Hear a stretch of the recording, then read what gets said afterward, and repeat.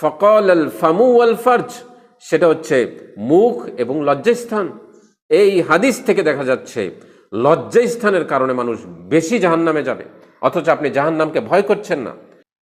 আসসালামু আলাইকুম ওয়া রাহমাতুল্লাহি ওয়া বারাকাতুহু। ইন্নাল হামদালিল্লাহ নাহমাদুহু ওয়া নুসাল্লি আলা রাসূলিহিল কারীম, আম্মা বা'দ।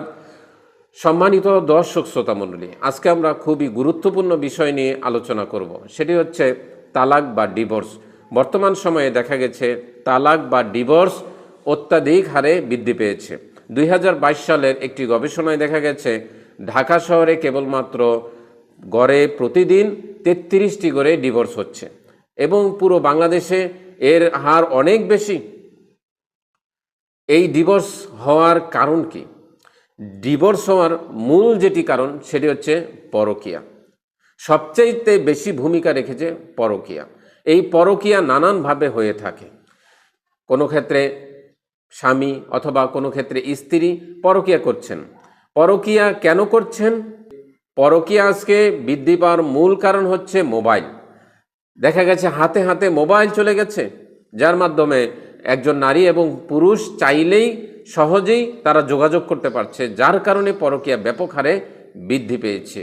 এই পরকীয়ার কারণে তারা চিন্তা করছে যে এই সংসার ভেঙে আবার তারা নতুনভাবে সংসার করবেন, এই কারণেই পরকীয়া বৃদ্ধি পাচ্ছে। দেখা যাচ্ছে 6 সন্তানের মা, তিনি সেই সংসার ছেড়ে চলে যাচ্ছেন, নতুন সুখের আশায় চলে যাচ্ছেন। এই যে পরকীয়া হচ্ছে, এই পরকীয়ার কারণে ডিভোর্স বেড়ে যাচ্ছে। এ থেকে বের হয়ে আসার উপায় কি? প্রথমেই আল্লাহ সুবহানাহু ওয়া তাআলাকে ভয় করতে হবে। আল্লাহ সুবহানাহু ওয়া তাআলাকে ভয় করতে হবে। আল্লাহ সুবহানাহু ওয়া তাআলা সমস্ত প্রকার অশ্লীলতাকে হারাম করেছেন। কোরআনুল কারীমের সূরাতুল আরাফের 7 নম্বর সূরা 33 নম্বর আয়াত আল্লাহ বলছেন, কুল ইন্নামা হাররামা রাব্বিয়াল ফাওয়াহিশা মা যাহারা মিনহা ওয়া মা বাতুনা। আল্লাহ সুবহানাহু ওয়া তাআলা বলছেন, কুল আপনি বলে দিন, ইন্নামা হাররামা নিশ্চয়ই আল্লাহ হারাম করেছেন, রাব্বিয়াল ফাওয়াহিশা সমস্ত প্রকার ফাহশা কাজকে আল্লাহ হারাম করেছেন, যা প্রকাশ্য করা হয় এবং গোপনে করা হয়, এবং সমস্ত পাপের কাজকেই আল্লাহ হারাম করেছেন, এবং সমস্ত পাপের কাজকে আল্লাহ সুবহানাহু ওয়া তাআলা হারাম করেছেন। কোরআনুল কারীমের সূরাতুন নাজিয়াতের 80 নম্বর সূরা 40 থেকে 41 নম্বর আয়াত আল্লাহ সুবহানাহু ওয়া তাআলা বলছেন, ওয়া আম্মা মান খাফা মাকামা রাব্বিহি ওয়া নাহান নাফসা আনিল হাওয়া ফাইন্নাল জান্নাতা হিয়াল মাওয়া। আল্লাহ সুবহানাহু ওয়া তাআলা বলছেন, ওয়া আম্মা মান খাফা মাকামা রাব্বিহি, যে কিনা ভয় করে আল্লাহ সুবহানাহু ওয়া তাআলার সামনে দাঁড়ানোকে। আল্লাহ সুবহানাহু ওয়া তাআলার সামনে দাঁড়াতে হবে কিয়ামতের মাঠে, এবং সব হিসাব হবে এই দাঁড়ানোটাকে যে ভয় করে।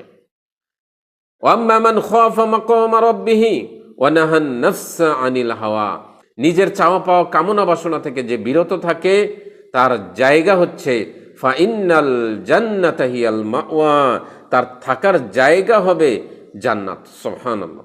অতএব এই আয়াতে দেখা যাচ্ছে আপনাকে সমস্ত পরকীয়া থেকে, অশ্লীলতা, বেহায়াপনা থেকে মুক্ত হতে হবে।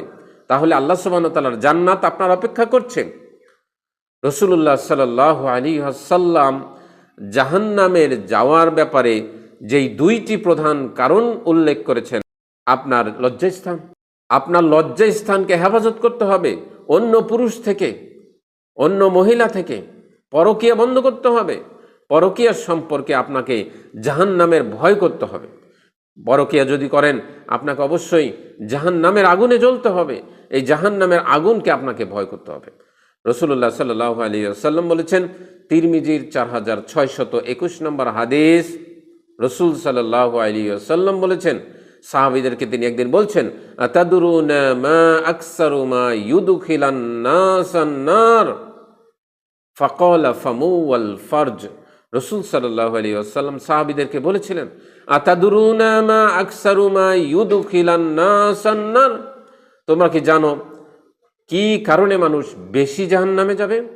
আরে তোমরা কি জানো বেশি সংখ্যক মানুষ কি কারণে জাহান্নামে যাবে? তোমরা কি এটা জানো?